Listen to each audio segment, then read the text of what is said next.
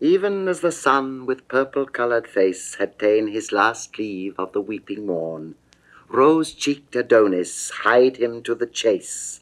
Hunting he loved, but love he laughed to scorn. Sick-thoughted Venus makes amain unto him, and like a bold-faced suitor gins to woo him.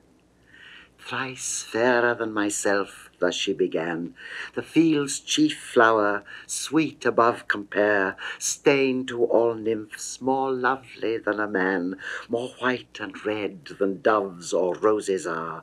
Nature that made thee with herself at strife, saith that the world hath ending with thy life. Vouchsafe thou wonder to alight thy steed, and rein his proud head to the saddle bow. If thou wilt deign this favour, for thy meed 1,000 honey secrets shalt thou know. Here come and sit, where never serpent hisses, and being set, I'll smother thee with kisses. And yet not cloy thy lips with loathed satiety, but rather famish them amid their plenty, making them red and pale with fresh variety. 10 kisses, short as one long as 20. A summer's day will seem an hour but short, being wasted in such time-beguiling sport. With this she seizeth on his sweating palm the precedent of pith and livelihood, and trembling in her passion calls it balm, earth's sovereign salve to do a goddess good. Being so enraged, desire doth lend her force courageously to pluck him from his horse. Over one arm the lusty courser's rein, under her other was the tender boy, who blushed and pouted in a dull disdain, with leaden appetite, unapt to toy. She red and hot as coals of glowing fire, he red for shame, but frosty in desire. The studded bridle on a ragged bough nimbly she fastens. Oh, how quick is love! The steed is stalled up, and even now to tie the rider she begins to prove.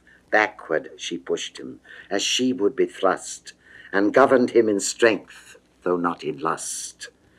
So soon was she along as he was down, each leaning on their elbows and their hips. Now doth she stroke his cheek, now doth he frown, and gins to chide, but soon she stops his lips, and kissing speaks, with lustful language broken, If thou wilt chide, thy lips shall never open. He burns with bashful shame. She with her tears doth quench the maiden burning of his cheeks. Then with her windy sighs and golden hairs to fan and blow them dry again she seeks. He saith she is immodest, blames her miss. What follows more she murders with a kiss. Even as an empty eagle, sharp by fast, tires with her beak on feathers, flesh, and bone, shaking her wings, devouring all in haste, till either gorge be stuffed or prey be gone. Even so she kissed his brow, his cheek, his chin, and where she ends she doth anew begin.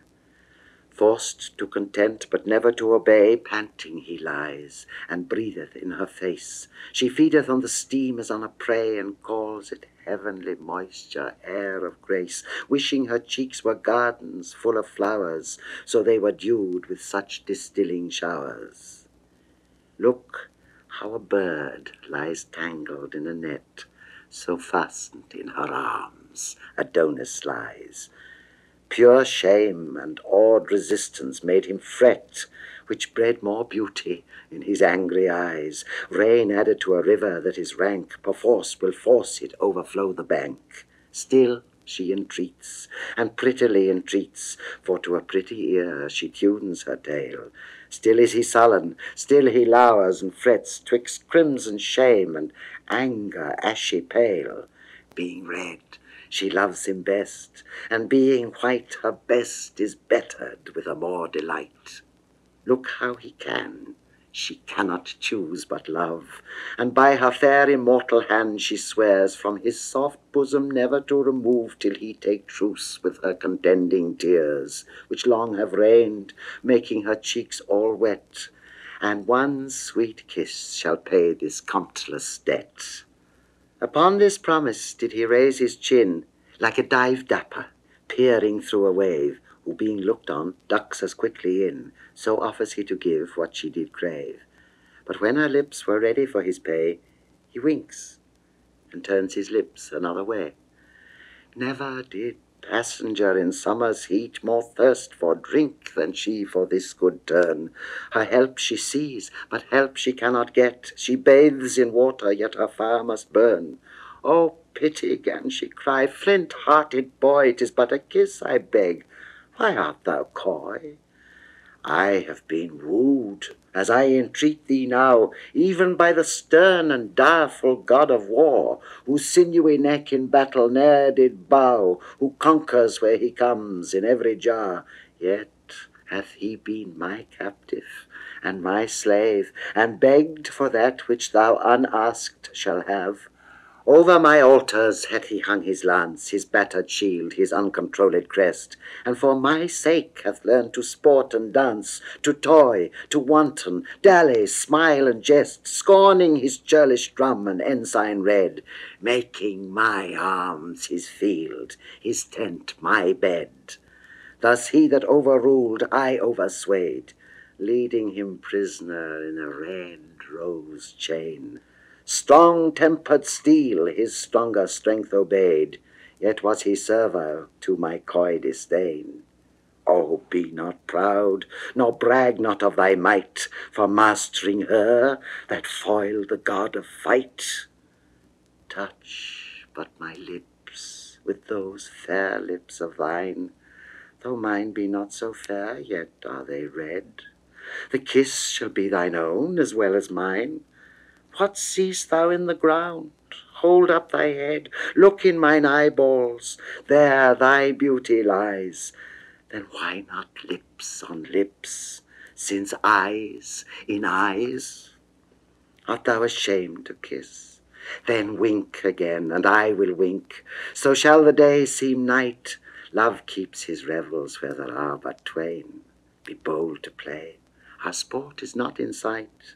These blue-veined violets whereon we lean never can blab, nor know not what we mean.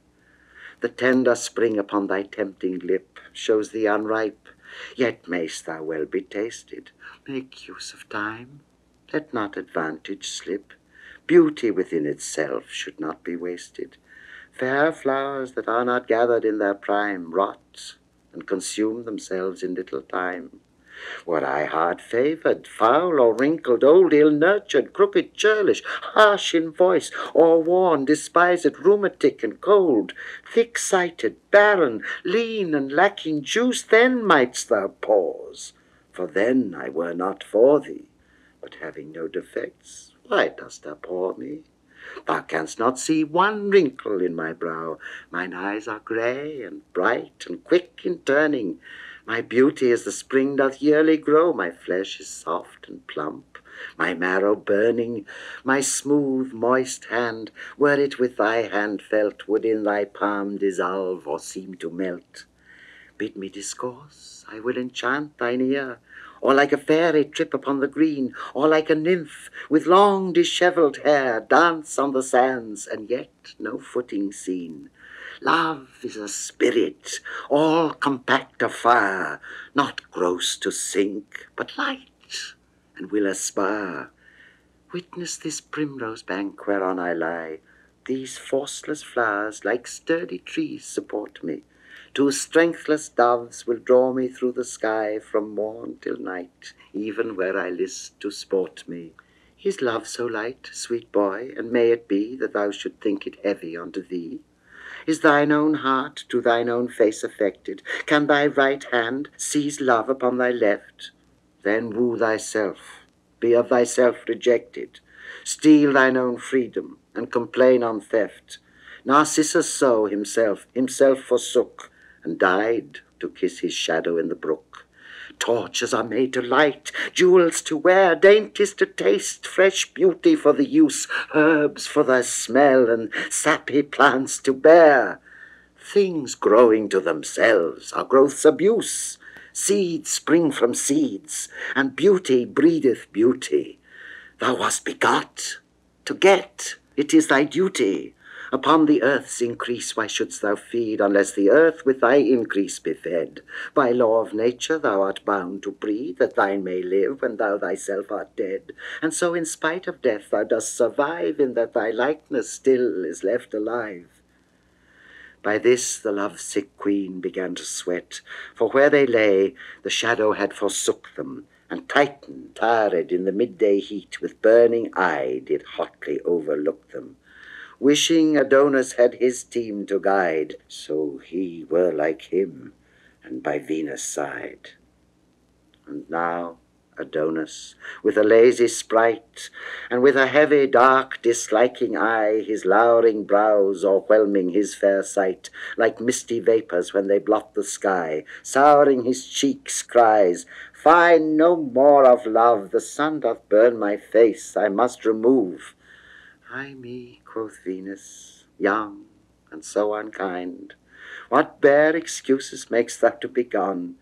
I'll sigh celestial breath, whose gentle winds shall cool the heat of this descending sun. I'll make a shadow for thee of my hairs. If they burn too, I'll quench them with my tears. The sun that shines from heaven shines but warm, and lo, I lie between that sun and thee. The heat I have from thence doth little harm. Thine eye darts forth the fire that burneth me. And were I not immortal, life were done between this heavenly and earthly sun.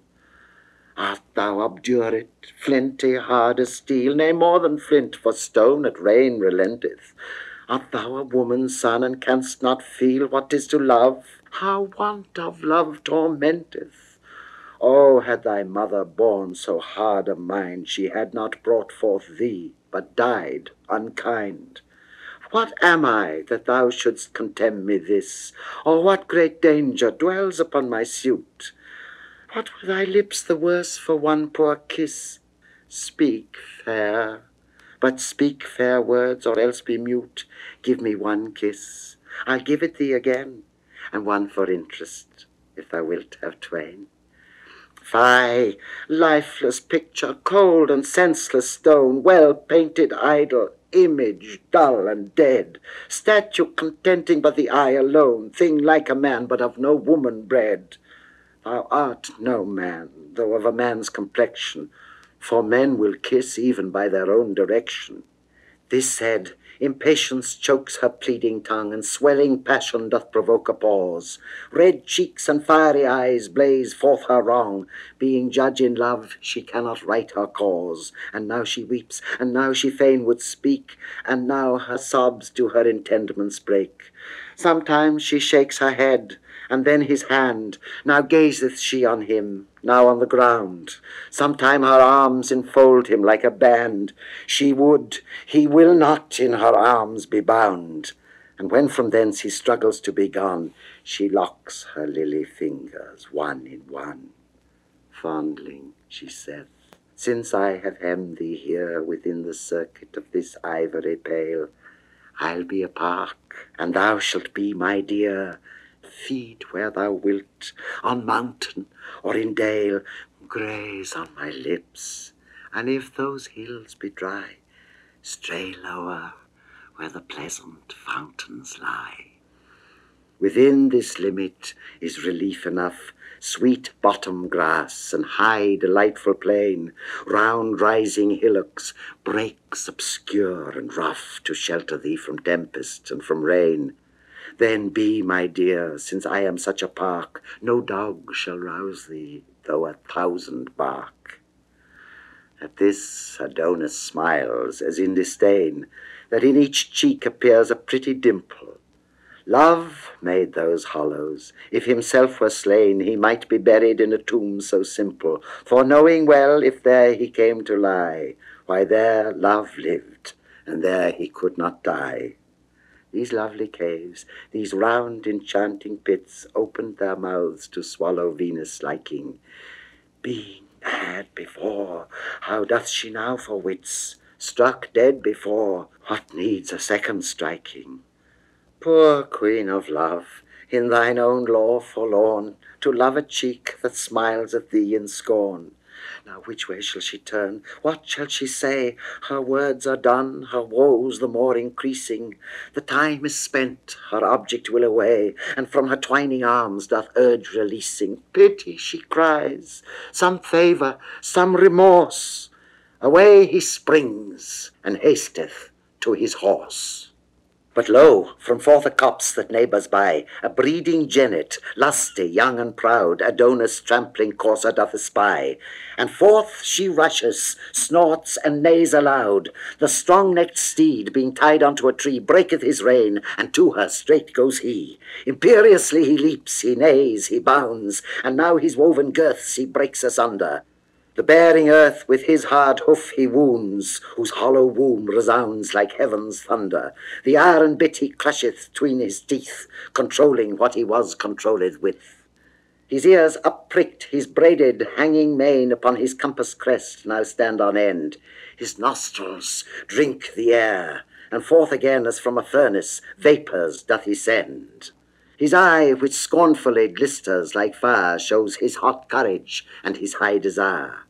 Sometime he trots, as if he told the steps, with gentle majesty and modest pride. Anon he rears upright, curvets and leaps, as who should say, Lo, thus my strength is tried, and this I do to captivate the eye of the fair breeder that is standing by. What recketh he his rider's angry stir, his flattering holla, or his stand, I say? What cares he now for curb or pricking spur, for rich caparisons or trappings gay? He sees his love, and nothing else he sees, for nothing else with his proud sight agrees. Look, when a painter would surpass the life in limning out a well-proportioned steed, his art with nature's workmanship at strife, as if the dead the living should exceed. So did this horse excel a common one in shape, in courage, colour, pace, and bone. Round-hoofed, short-jointed, fetlocks shag and long, broad breast, full eye, small head and nostril wide, high crest, short ears, straight legs and passing strong, thin mane, thick tail, broad buttock, tender hide. Look what a horse should have he did not lack, save a proud rider on so proud a back. Sometime he scuds far off, and there he stares, anon he starts at stirring of a feather. To bid the wind abase he now prepares, and where he run or fly they know not whether. For through his mane and tail the high wind sings, fanning the hairs, who wave like feathered wings. He looks upon his love, and neighs unto her. She answers him, as if she knew his mind. Being proud as females are to see him woo her, she puts on outward strangeness, seems unkind, spurns at his love, and scorns the heat he feels, beating his kind embracements with her heels. Then, like a melancholy malcontent, he veils his tail, that like a falling plume cool shadow to his melting buttock lent. He stamps and bites the poor flies in his fume. His love, perceiving how he was enraged, grew kinder, and his fury was assuaged. His testy master goeth about to take him, when lo, the unbacked breeder, full of fear, jealous of catching, swiftly doth forsake him, with her the horse, and left Adonis there. As they were mad, unto the wood they hie them, outstripping crows that strive to overfly them. All swoln with chafing, down Adonis sits, banning his boisterous and unruly beast. And now the happy season once more fits, that love-sick love by pleading may be blessed. For lovers say the heart hath treble wrong when it is barred the aidance of the tongue. An oven that is stopped, or river stayed, burneth more hotly, swelleth with more rage. So of concealed sorrow may be said, free vent of words love's fire doth assuage. But when the heart's attorney once is mute, the client breaks, as desperate in his suit. He sees her coming, and begins to glow, even as a dying coal revives with wind, and with his bonnet hides his angry brow, looks on the dull earth with disturbed mind, taking no notice that she is so nigh, for all askance he holds her in his eye. Oh, what a sight it was, wistly to view, how she came stealing to the wayward boy, to note the fighting conflict of her hue, how white and red each other did destroy. But now her cheek was pale, and by it flashed forth fire, as lightning from the sky. Now was she just before him as he sat, and like a lowly lover down she kneels. With one fair hand she heaveth up his hat, her other tender hand his fair cheek feels. His tenderer cheek receives her soft hand's print, as apt as new-fallen snow takes any dint. Oh, what a war of looks was then between them! Her eyes petitioners to his eyes suing. His eyes saw her eyes as they had not seen them. Her eyes wooed still, his eyes disdained the wooing. And all this dumb play had his acts made plain with tears, which chorus-like her eyes did rain. Full gently now she takes him by the hand, a lily prisoned in a jail of snow, or ivory in an alabaster band, so white a friend, and girt so white a foe. This beauteous combat, wilful and unwilling, showed like two silver doves that sit a-billing. Once more the engine of her thoughts began. O fairest mover on this mortal round, would thou wert as I am, and I a man, my heart as whole as thine, thy heart my wound. For one sweet look thy help I would assure thee, though nothing but my body's bane would cure thee. Give me my hand, said he, why dost thou feel it? Give me my heart, saith she, and thou shalt have it. O give it me, lest thy hard heart do steal it, and being steeled, soft sighs can never grave it. Then love's deep groans I never shall regard, because Adonis' heart hath made mine hard. For shame, he cries, let go and let me go. My day's delight is past, my horse is gone, and 'tis your fault I am bereft him so. I pray you hence, and leave me here alone, for all my mind, my thought, my busy care is how to get my palfrey from the mare. Thus she replies, thy palfrey, as he should, welcomes the warm approach of sweet desire. Affection is a coal that must be cooled, else suffered it will set the heart on fire. The sea hath bounds, but deep desire hath none. Therefore no marvel, though thy horse be gone. How like a jade he stood, tied to the tree, servilely mastered with a leathern rein.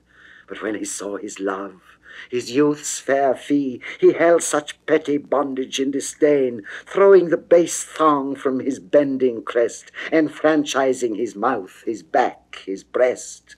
Who sees his true love in her naked bed, teaching the sheets a whiter hue than white? But when his glutton eye so full hath fed, his other agents aim at like delight. Who is so faint that dares not be so bold to touch the fire, the weather being cold? Let me excuse thy courser, gentle boy, and learn of him, I heartily beseech thee, to take advantage on presented joy.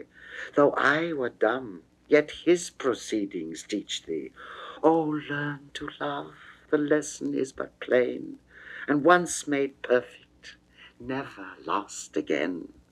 I know not love, quoth he, nor will not know it, unless it be a boar, and then I chase it.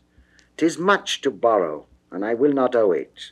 My love to love is love but to disgrace it, for I have heard it is a life in death that laughs and weeps, and all but with a breath.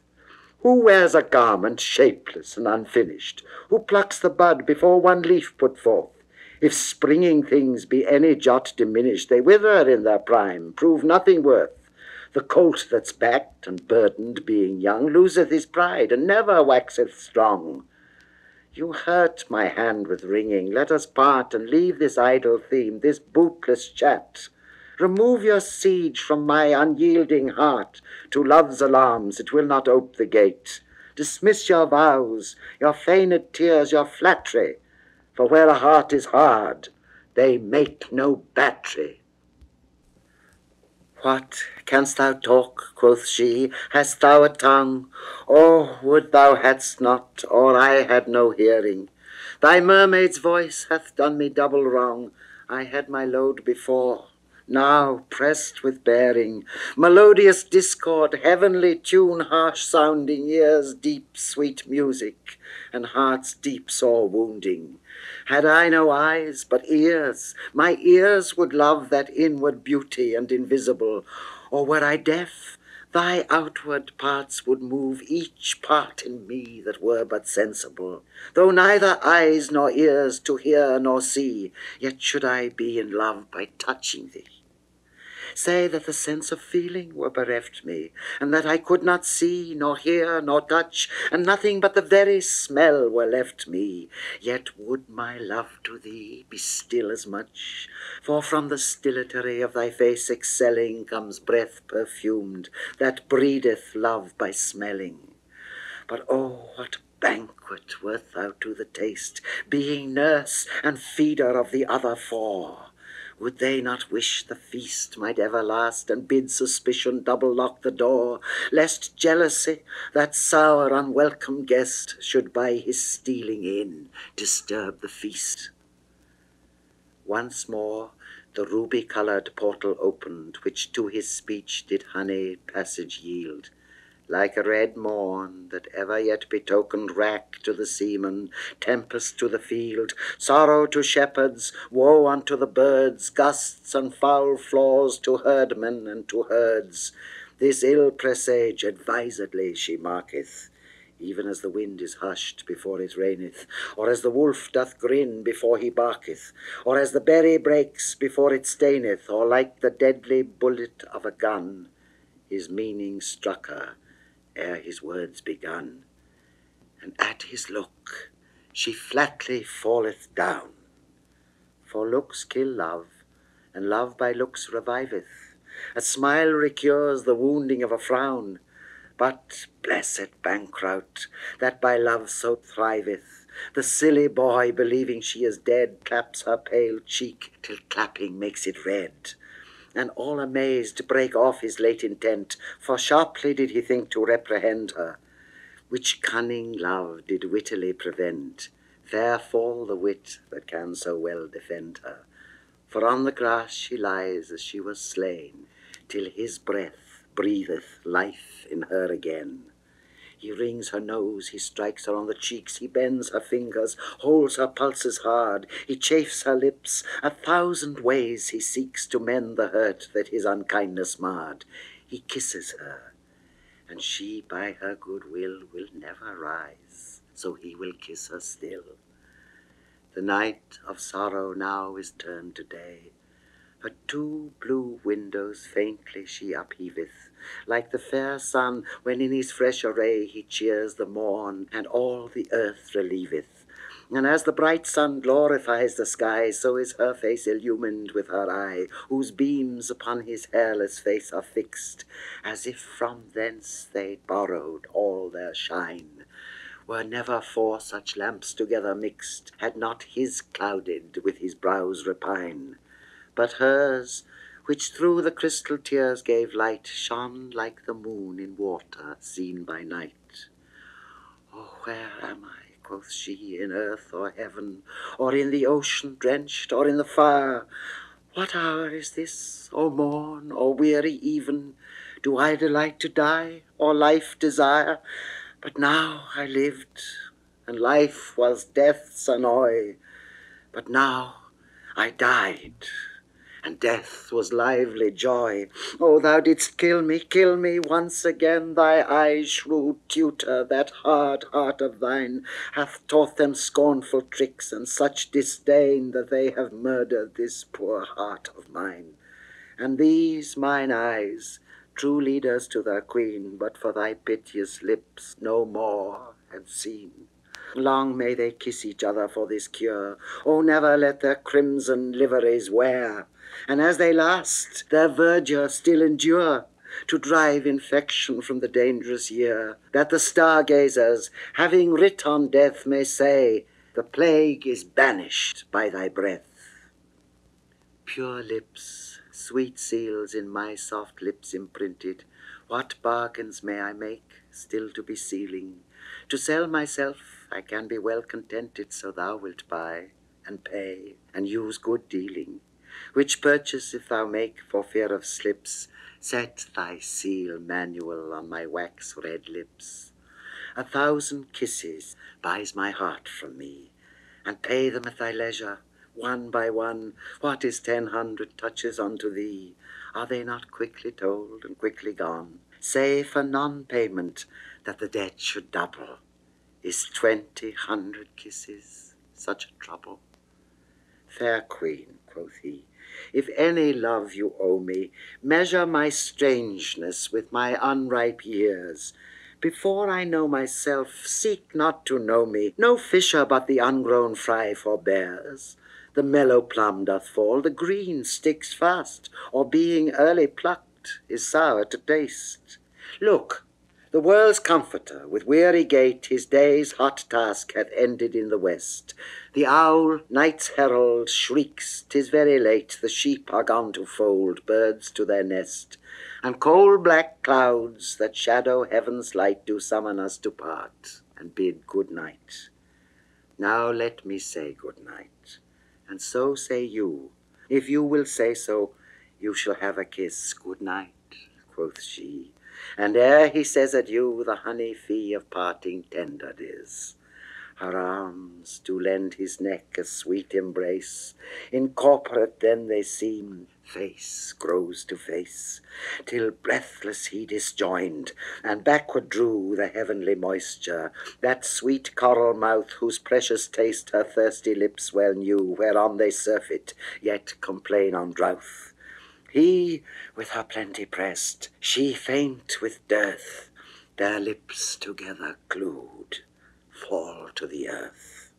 Now quick desire hath caught the yielding prey, and glutton-like she feeds, yet never filleth. Her lips are conquerors, his lips obey, paying what ransom the insulter willeth, whose vulture thought doth pitch the price so high that she will draw his lips' rich treasure dry.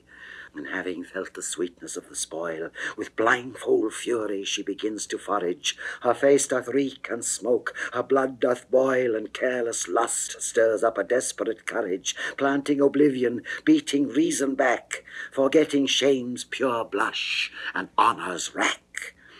Hot, faint and weary with her hard embracing, like a wild bird being tamed with too much handling, or as the fleet-foot roe that's tired with chasing, or like the froward infant stilled with dandling, he now obeys, and now no more resisteth, while she takes all she can, not all she listeth.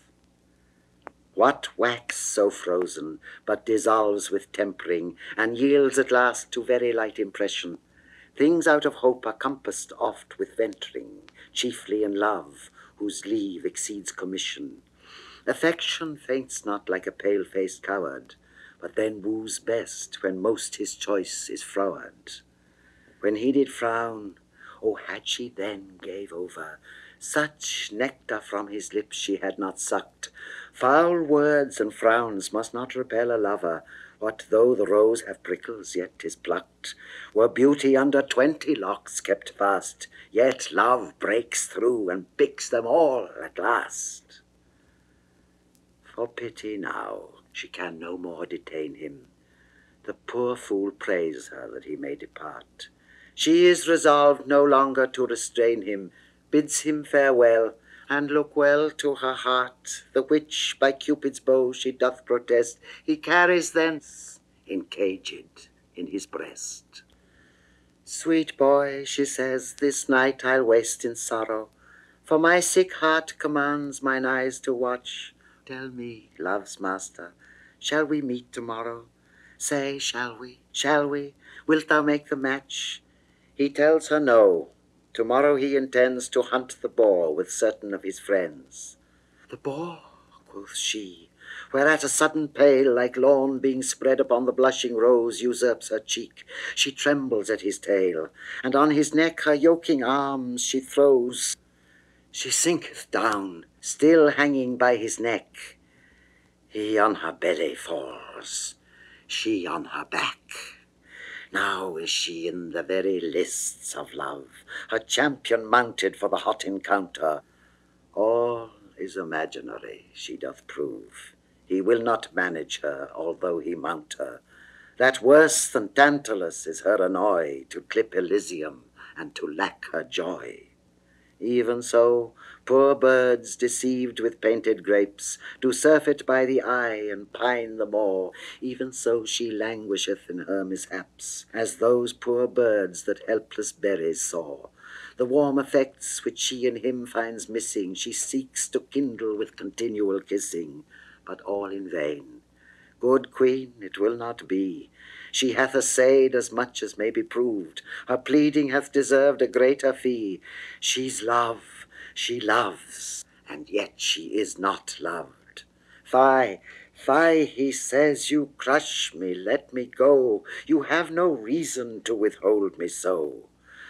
Thou hadst been gone, quoth she, sweet boy, ere this, but that thou toldst me thou wouldst hunt the boar. Oh, be advised, thou know'st not what it is with javelin's point a churlish swine to gore, whose tushes never sheathed he whetteth still, like to a mortal butcher bent to kill. On his bow back he hath a battle set of bristly pikes that ever threat his foes. His eyes like glowworms shine when he doth fret. His snout digs sepulchres where'er he goes. Being moved, he strikes whate'er is in his way, and whom he strikes, his crooked tushes slay. His brawny sides with hairy bristles armed are better proof than thy spear's point can enter. His short, thick neck cannot be easily harmed. Being ireful, on the lion he will venture. The thorny brambles and embracing bushes, as fearful of him, part through whom he rushes. Alas, he naught esteems that face of thine, to which love's eyes pays tributary gazes, nor thy soft hands, sweet lips, and crystal eyne, whose full perfection all the world amazes. But having thee advantage, wondrous dread would root these beauties as he roots the mead. Oh, let him keep his loathsome cabin still. Beauty hath naught to do with such foul fiends. Come not within his danger by thy will. They that thrive well take counsel of their friends. When thou didst name the boar, not to dissemble, I feared thy fortune, and my joints did tremble. Didst thou not mark my face? Was it not white? Saw'st thou not signs of fear lurk in mine eye? Grew I not faint, and fell I not downright? Within my bosom, whereon thou dost lie, my boding heart pants, beats, and takes no rest, but like an earthquake shakes thee on my breast. For where love reigns, disturbing jealousy doth call himself affection's sentinel, gives false alarms, suggesteth mutiny, and in a peaceful hour doth cry, kill, kill, distempering gentle love in his desire, as air and water do abate the fire. This sour informer, this bait-breeding spy, this canker that eats up love's tender spring, this carry-tail dissentious jealousy, that sometime true news, sometime false doth bring, knocks at my heart and whispers in mine ear, that if I love thee, I thy death should fear. And more than so, presenteth to mine eye the picture of an angry chafing boar, under whose sharp fangs on his back doth lie an image like thyself, all stained with gore, whose blood upon the fresh flowers being shed, doth make them droop with grief and hang the head. What should I do? Seeing thee so indeed, that tremble at the imagination, the thought of it doth make my faint heart bleed, and fear doth teach it divination. I prophesy thy death, my living sorrow, if thou encounter with the boar tomorrow.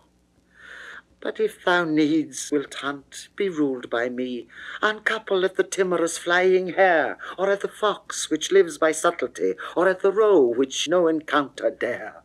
Pursue these fearful creatures o'er the downs, and on thy well-breathed horse keep with thy hounds.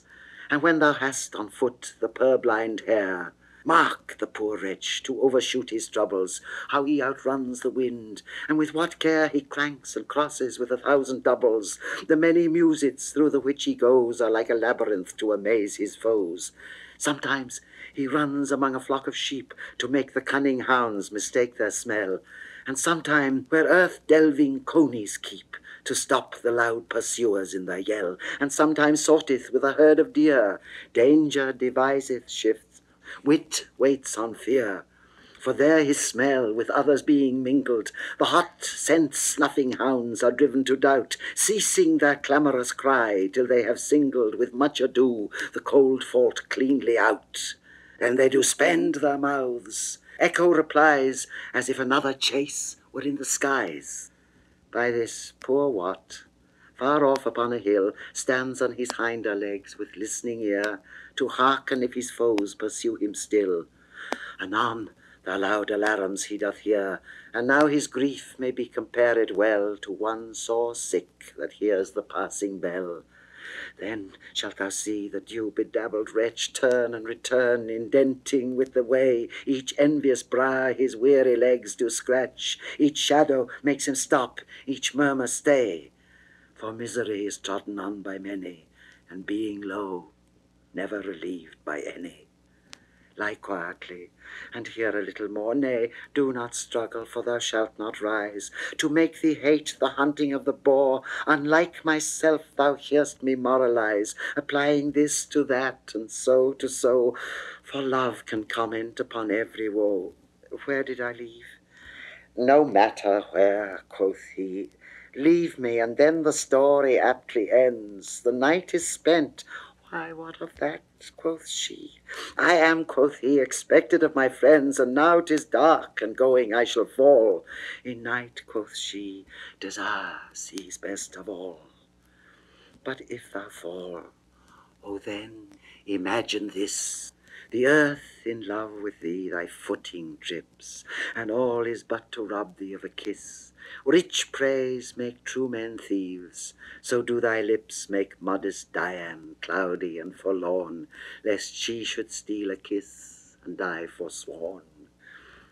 Now of this dark night I perceive the reason. Cynthia, for shame, obscures her silver shine, till forging nature be condemned of treason, for stealing moles from heaven that were divine, wherein she framed thee, in high heaven's despite, to shame the sun by day, and her by night.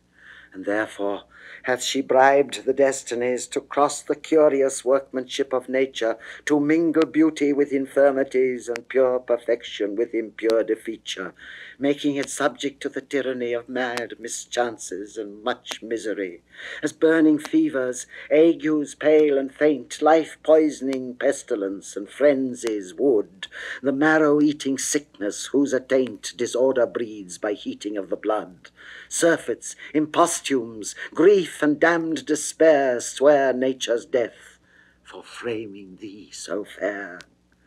And not the least of all these maladies, but in 1 minute's fight brings beauty under, both favour, savour, hue, and qualities, whereat the impartial gazer late did wonder, are on the sudden wasted, thawed, and done, as mountain snow melts with the midday sun. Therefore, despite of fruitless chastity, love-lacking vestals, and self-loving nuns that on the earth would breed a scarcity and barren dearth of daughters and of sons, be prodigal. The lamp that burns by night dries up his oil to lend the world his light. What is thy body but a swallowing grave, seeming to bury that posterity which by the rights of time thou needst must have, if thou destroy them not in dark obscurity? If so the world will hold thee in disdain, sith in thy pride so fair a hope is slain.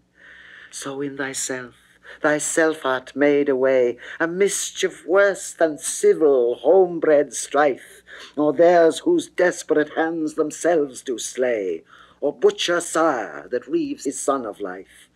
Foul cankering rust the hidden treasure frets, but gold that's put to use more gold begets.